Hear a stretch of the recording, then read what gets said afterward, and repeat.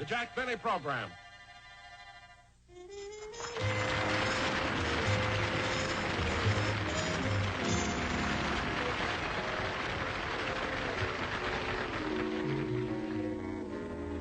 Okay, fellas, strike the set.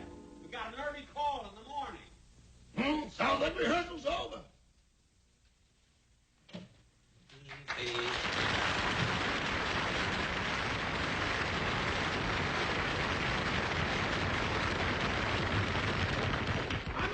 How'd everything go? Oh, I hope the show is as good tomorrow as it was at the rehearsal today. Funny show, huh? Oh, funny show, funny show. Rochester, on television, it isn't only being funny that counts. You know, the important thing is your appearance, the way you look. And my director paid me a wonderful compliment. He did? Yeah, he said that in the close-ups, my shoulders were as broad as Rock Hudson. Really? Yeah. And you know what he said in the long shots? He said I looked taller. He said I looked as tall as Jimmy Stewart. No kidding. Yes, sir. And in the medium shot, Rochester, you won't believe this. In the medium shots, he said I looked as thin as Audrey Hepburn. Audrey Hepburn? Yeah. Yada-dee-da-dum, ba-bum, ba-bum, ba-bum. Oh, Rochester, put these things away, will you, please?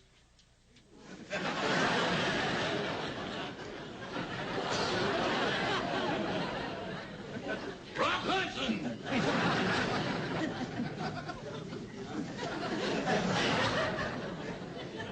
Jimmy Stewart!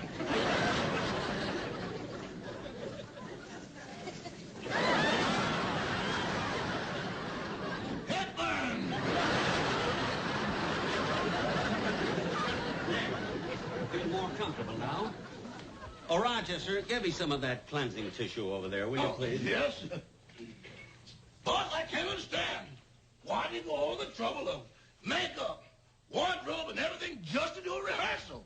Well, Rochester, ordinarily I don't do it, you know. But you know that fella that came over here, the reporter, to give me the interview, you know, Mr. Sanders? Oh, yeah, the one who do that article on you for the National Magazine. That's the guy. Well, he came to rehearsal, and I thought I'd try and look as, you know, as good as I could. And everything went fine, except for Dennis Day. Again, he didn't show up at rehearsal. Late again, huh? Yeah. I don't know about that kid. He absolutely... That must be him now. Dennis? No, it's Maggie from Wardrobe. Oh, come on in. Hello, Maggie. Here's your suit, Mr. Benny. Hope you like the way I pressed it. Oh, you always do a good job, you know. Thanks.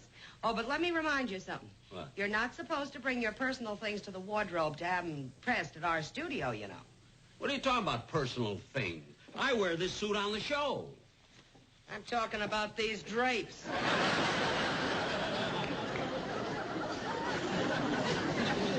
look. Now, don't argue with me. I've seen them hanging in your house. Yeah, but he got it from the studio. Rochester, nobody asked you. Now, don't worry about my personal effects. Now, just hang this up, will you? And listen, hey, wait a minute. What's the matter? Look, there were 2 buttons off of this coat, and you only sewed one back on. There was only one in the pocket. What became of the other button? I don't know. Maybe you bought a paper with it.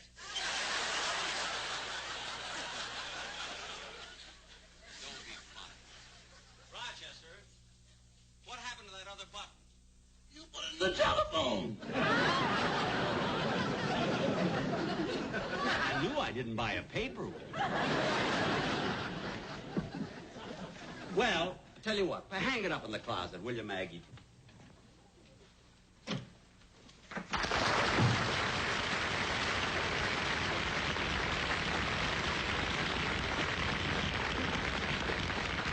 Hello, Mr. Betty. Gee, I'm sorry I'm late. Sorry you're late. Sorry you're late. For heaven's sake, Dennis, this always happened when we... Hey, wait a minute. This is the first time I ever saw you wear glasses. Are your eyes getting weak? No. Well, are you nearsighted? No. Have you got astigmatism? No.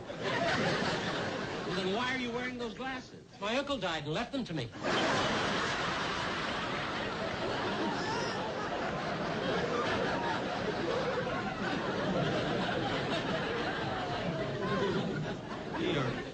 Your uncle died. Gee, that's a shame. Yeah, I can't see a darn thing with them. Well, of course you can't see with them. You got to have a prescription. I'll take them all. Okay.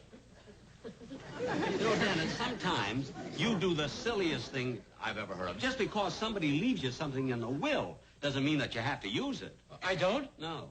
Want to buy a set of teeth? No, I don't. And don't give me all those silly things about your uncle die. Your uncle didn't die. I saw him this morning. He was walking down the street. That was my aunt. He left her his clothes.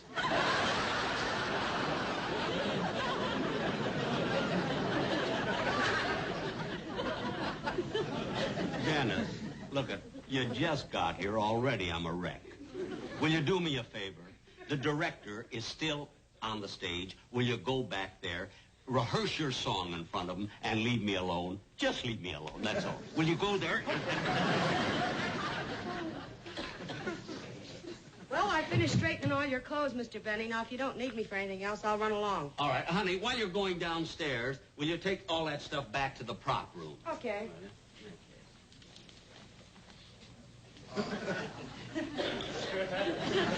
These all return to the prop department.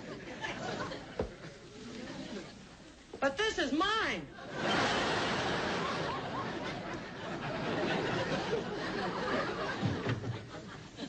Oh, hello, Mr. Martin. Hello, Aggie.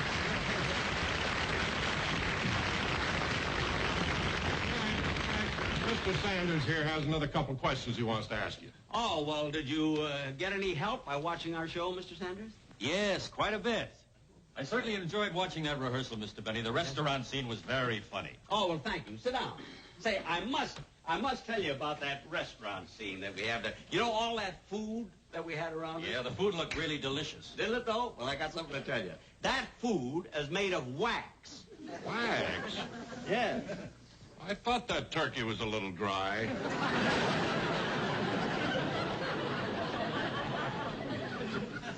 You know, we deliberately made it out of wax so he wouldn't eat it. Well, I couldn't find the director, Mr. Benny, so if you'll hear my song, I can go home. Dennis, I promise to listen to your song. If you promise, you'll go right home afterwards. Okay. Will you? You promise? Right. All right.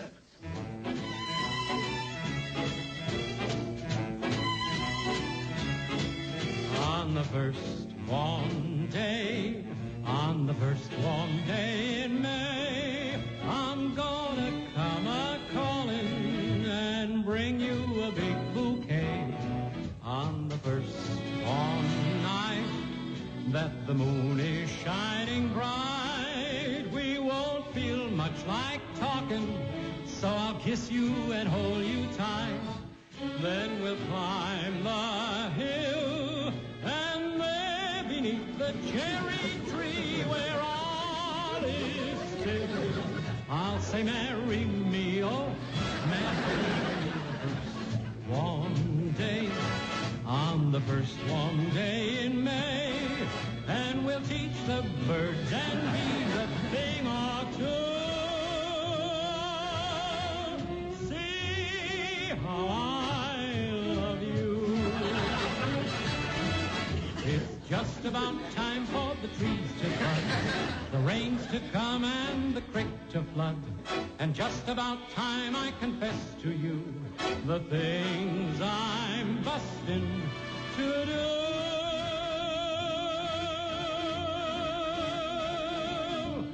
On the first warm day, on the very first day in May, we will teach the birds and bees a thing or two. Say, we'll be so happy when we're walking down the aisle on the first warm day.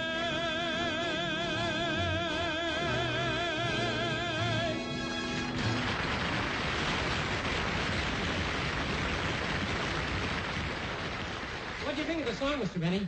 Dennis, you promise. Go home, kid.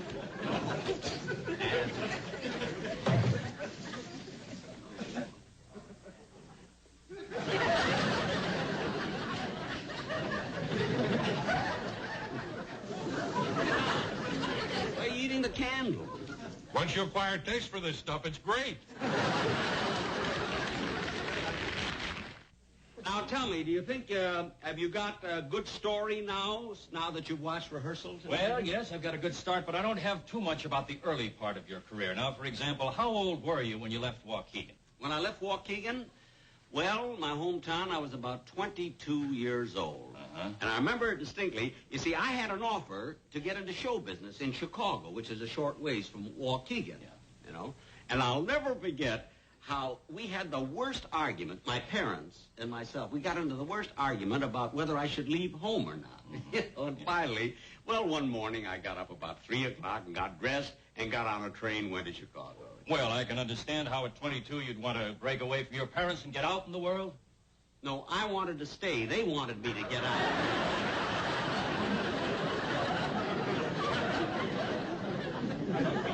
Well, anyway, things went on, you know, little thing after another. And finally, I found myself in show business. Have you ever thought what would have happened if you hadn't left Waukegan? What would you be doing now? You know, a strange thing, Mr. Sanders. I never thought of that. But, you know, when I was a young kid, music was my whole life. Yeah. I loved music.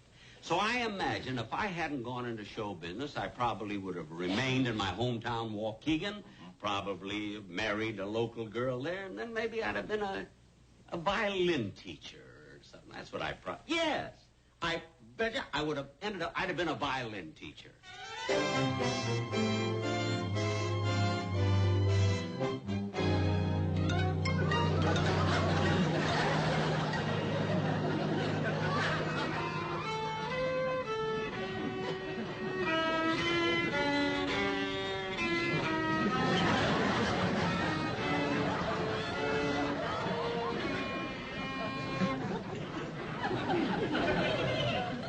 You know, you should be very proud of your boy, Mrs. Jameson. He has a lot of talent.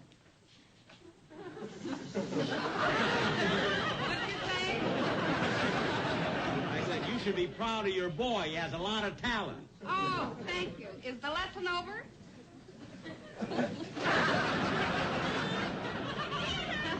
What did you say? I said, is the lesson over? Oh, yes. Except he has to come back next week, Wednesday. You played very, very well. Don't forget, a lesson again next Wednesday, huh? What did you say?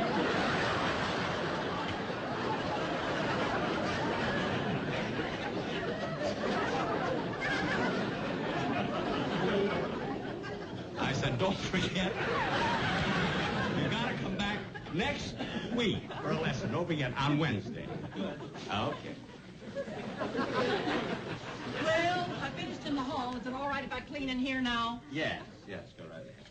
Here's your 50 cents for the lesson. No, honey, it's 55 cents. But the lesson is only 50 cents. Well, it's 5 cents for the cotton.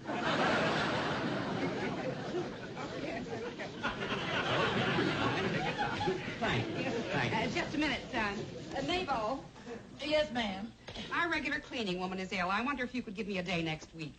Well, now, on Monday, I work for Mrs. Johnson. On Tuesday, I work for Mrs. Thompson. On Wednesday, for Mrs. Hopkins. And Thursday, for Mrs. Carroll. What about Friday?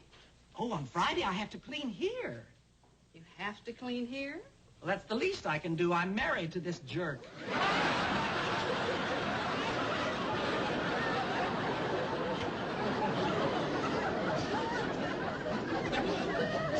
Well, if you change your mind, let me know.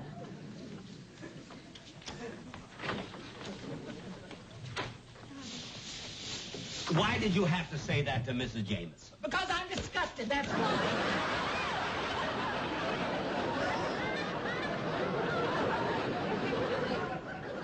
I'm sick and tired of living like this. Why, who in the world can get by on 50 cents an hour for violin lessons?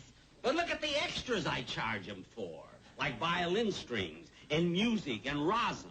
I don't know why you're always complaining. Well, I've got a right to. After all, I'm a woman, and I like to get out once in a while. Well, you do get out. You get out to Mrs. Johnson's on Monday, Mrs. Thompson's on Tuesday, Mrs. Hopkins. I didn't mean that. I want to get out and dance and have fun, enjoy myself. Oh, how how I regret the day I met you. Well, I wasn't chasing you, you know. You came over here to me every day. I had to. I was delivering ice.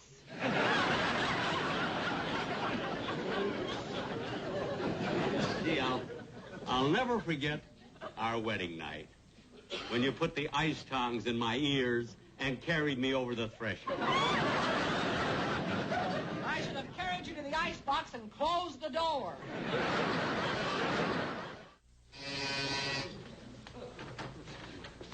Oh, Professor Benny? Yes. Yeah, we're from the Globe Furniture Company. Oh, I'm sorry. I've got all the furniture I need. Well, you're going to need a lot more when we leave. We're repossessing yours. Oh, I'm sorry. I'm sorry I was delayed with my payment. Just step aside. Charlie, you take that chair, and I'll take the totem pole. That's my wife!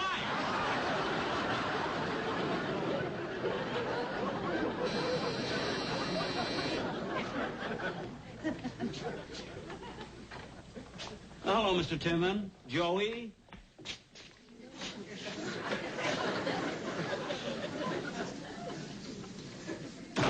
How come you're moving out the furniture? Oh, we're redecorating the room. Oh, what are you going to have? Wall-to-wall nothing. Don't be comical. Now, come on, Joey. I want to hear you play. Oh, just a minute, Mr. Benny. I'd like to ask you something first. What's that? According to your sign, it says lessons are 50 cents. Right. Well, what about the bill I got for last week? You charged him $2.45. I did? Yeah. Wait a minute. Let me look that up. 1 second. I got it right here. Let's see where it is here. Someplace here. Oh, here it is. Here it is right here. Look. 50 cents for lessons, 10 cents for music paper, 75 cents for an E string, and $1.10 for a haircut. A haircut? He tried to give me a shave, but I fought him off. Joey, come on, let me hear you play. If you don't mind, I'd like to stay and watch the lesson. Oh, well, here, wait a minute. No. I want to hear what's going on. All right, Joey, let me hear what you learned last time.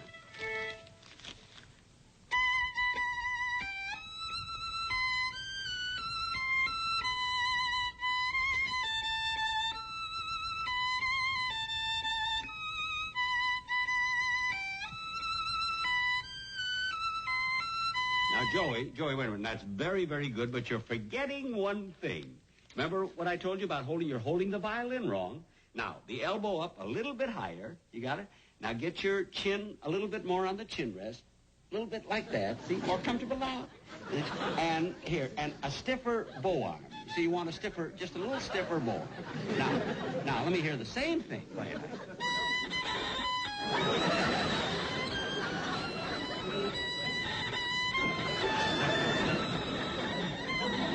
Now you've got it.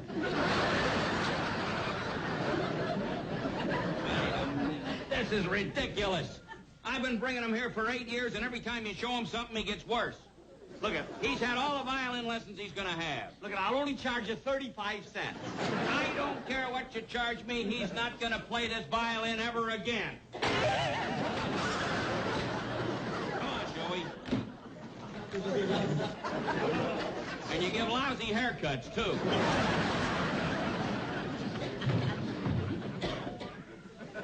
Mabel, get a box. We've got another jigsaw puzzle.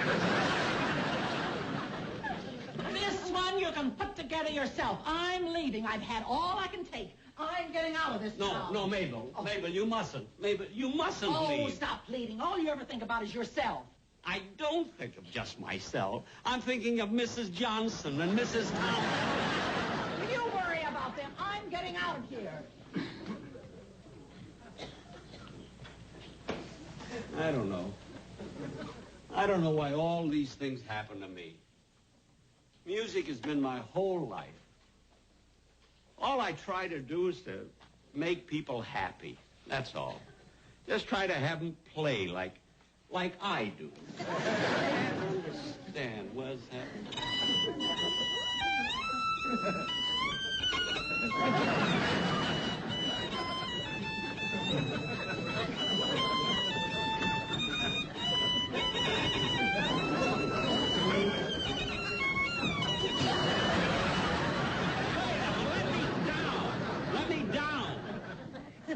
What did you say?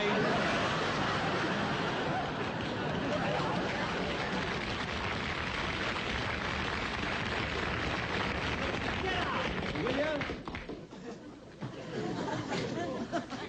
Oh, brother. Oh, don't know what's happened here to me. I can't figure it out.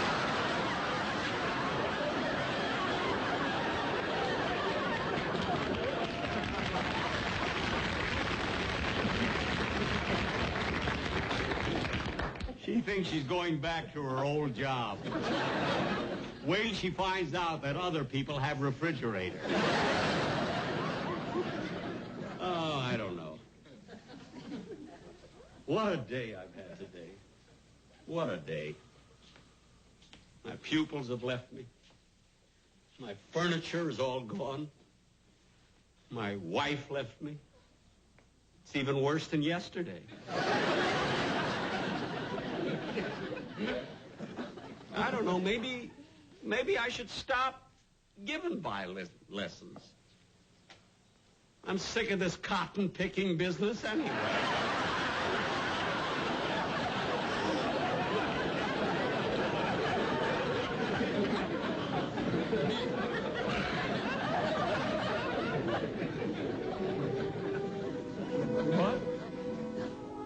What can I do? I've got to make a living. I've got to make a living. What can I do?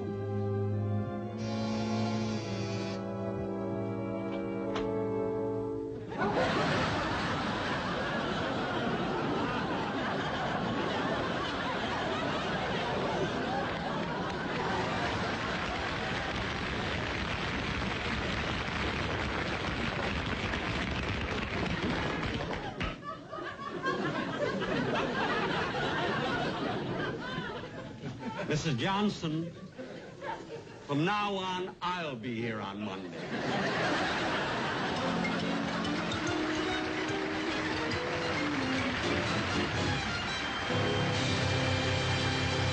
Jack will be back in just a moment, but first...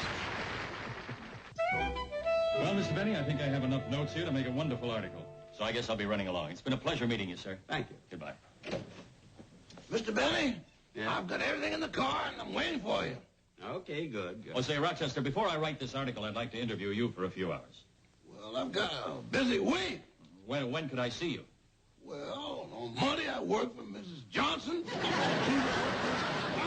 On Wednesday I work for Mrs. Hopkins. Never mind. Stop complaining. Good night, folks.